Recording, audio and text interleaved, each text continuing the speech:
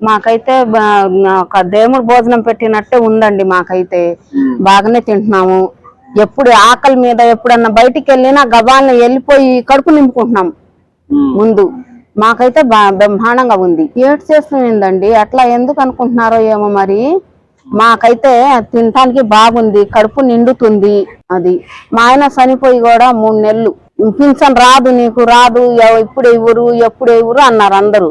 ఎవరు అంటే ఏమోలే అని నేను కూడా ఇదైపోయా, ఏడ్చుకుంటా ఉన్నా. 3వ నెలలో నాకు పింఛన్ వచ్చిందండి. 4000 ఇచ్చారు. దండం పెట్టుకోవాలనిపిస్తుందండి ఆయనకి. పింఛన్ ఇచ్చాడుగా, లేకపోతే మా బతికే ఉందండి. ఎవరు చూస్తారండి ఈ రోజుల్లో? పిల్లలు చూస్తారా? ఎవరు చూస్తారు? ఎందుకు అందరు చేస్తున్నారండి? ఒకసారి అన్న క్యాంటీన్కి వచ్చి చూడమనండి. వాళ్ళకి ఎంతమంది తింటున్నారో వాళ్ళకి అర్థమైంది. ఇంకైతే తెలియదండి. వాళ్ళు మాట్లాడాలిగా, ఏదో ఒకటి మాట్లాడుతున్నారు. కరెక్ట్ కాదు. భోజనం చాలా బాగుంది సార్, చాలా బాగుంటుంది సార్. అన్న క్యాంటీన్ పెట్టడం వల్ల పేద ప్రజలకి అందరికీ చాలా బాగుంటుంది సార్.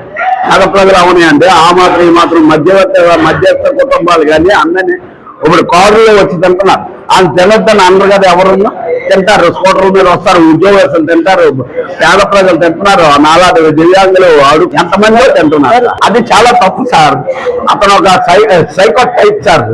అతను అంతాని అంతా వేరే పద్ధతికి సార్. అన్న క్యాంటీన్లు ఇంత మునుపు అన్న క్యాంటీన్ తీసేయడం చాలా తప్పు. ఇంతమంది ఉన్నారు, మీ కళ్ళతో చూస్తున్నారు, మీరే చూస్తున్నారు. ఎంతమంది తింటున్నారు, ఎంతమంది తింటున్నారు సార్. ఇప్పుడు వాళ్ళు ఇష్టం సార్ రాజకీయం. అది ఒక విపక్ష రాజకీయం అంతే. అతను అలా మాట్లాడటం కరెక్ట్ సార్. ఎలక్ట్రిషన్ బాగుంది, రోజు తింటగానే నాకు తెలిసి రైస్ బాగుంటుంది, కూరలు బాగుంటాయి, డైనింగ్ పెడతారు, అన్నం వాళ్ళు కొద్దిగా కావాలంటే వేస్తారు. లేదంటే ఉంటే ఎత్తలాగా లేదు. కొండ మీద ఇల్లు మాది, ఇక తినే లేట్ అవుతుంది. తినేసి వెళ్ళిపోయాం, ఒక్క కూర్చొచ్చి ఇంట్లో లేదు.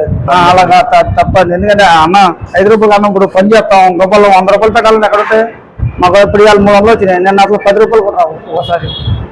ఆ 10 ఉంటే 5 రూపాయలు ఇక్కడే పోతాం. 10 రూపాయలు అది కరెక్ట్. వాళ్ళు కట్ట యువతలో కట్టినవారు కదా. అది ఇది చాలా సంతోషకరమైన విషయం అండి. ప్రజలందరూ కలిసి 10 కోట్లు ఇస్తే నారా లోకేష్ గారు సొంత నిధులతో 6 కోట్లు ఇవ్వడం అనేది సామాన్యమైన విషయం కాదు. మళ్ళీ ఆ పాపని వెళ్ళి ఆ సహాయం అందించిన తర్వాత వెళ్ళి ఆ పరామర్శించడం, మళ్ళీ ఆ పాప పేరు మీద ఒక ప్రాజెక్ట్ పునర్విక అనే కార్యక్రమాలను రూపొందించడం చాలా ఆశాస్పదం అండి. అలా సహాయం చేయడం అనేది మామూలు విషయం కాదు. చాలా సంతోషిస్తున్నాం. చాలా సంతోషం అనిపిస్తుందండి. అసలు చాలా అభినందించగల విషయం అండి. ఎవరైనా వస్తే సహాయం చేస్తారు, మళ్ళీ పలకరించరు, ఏదో చేశామని ఊరుకుంటారు.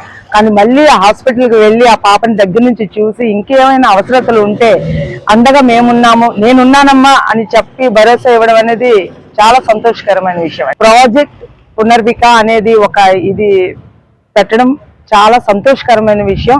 చాలా మంది కూడా ఆనందపడుతున్నారు. అది చాలా గొప్ప విషయం అండి. అది ఎవరు కూడా అంతంత సాయం అనేది చేయలేరు. ఎవరైనా చేసినా ఒక కొంతవరకు అమౌంట్, 1 లక్ష రూపాయలు 10 లక్షలు అలా ఇవ్వడం అనేది జరుగుతుంది. కానీ 6 కోట్ల రూపాయలు ఇవ్వటం అనేది చాలా గొప్ప విషయం. ఆయన చాలా గొప్ప మంచి అభిప్రాయం అండి. అది ఆయన ముందుకు రావడం వల్ల అలాంటి అరుదైన వ్యాధులు వచ్చిన చిన్నారులకి ఆయన చాలా గొప్ప సాయం చేసినట్టే. వాళ్ళకి మళ్ళీ పునర్జీవం ఇచ్చినట్టే, వాళ్ళకి పునర్జన్మ ఇచ్చినట్టే.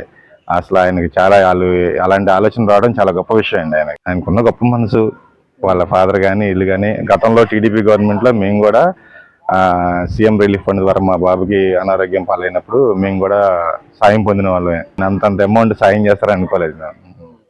చాలా గొప్ప విషయం అది. 6 కోట్లు సహాయం చేయడం అంటే చాలా గొప్పతనం ఉండేది. ఎవరు చేసినా కూడా 1 లక్ష లేకపోతే మహా 2 లక్షలు 50 అలా చేయగలుగుతారు. కానీ నారా లోకేష్ గారు 6 కోట్లు సహాయం చేశారంటే అది చాలా అరుదైన విషయం. దాన్ని ఆ పని చేయటం చాలా గొప్పతనం అండి. ఆయన గారు వెళ్ళి పలకరించారంటే అది చాలా, ఆయన హృదయం చాలా గొప్పది. ప్రాజెక్ట్ పునర్విక అనేది తీసుకురావటం చాలా అరుదైన విషయం అండి. అది రాష్ట్రంలో పునర్విక అనే ప్రాజెక్ట్ తీసుకురావటం చాలా గొప్పతనం అండి. పిల్లలందరికీ మళ్ళీ ఏదన్నా వచ్చినా చేసినా బాగు చేసుకోవడానికి బాగుండద్ది అనే ఉద్దేశంతో